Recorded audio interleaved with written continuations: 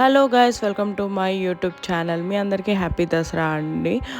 మేము మార్నింగే దసరా రోజు పూజ చేసేసుకొని తర్వాత ఆ రోజు టెంపుల్కి వెళ్ళే ప్లాన్ ఉండే. సో టెంపుల్కి వెళ్ళే ముందు కార్ వాష్ చేసేసి మళ్ళీ ఫ్రెష్ అప్ అయ్యి కార్కి పూజ చేసేసి అలాగే టెంపుల్ వెళ్ళాము. ఎవరైతే సబ్స్క్రైబ్ చేసుకోలేదో please subscribe to my channel. తర్వాత టెంపుల్ వెళ్ళాం.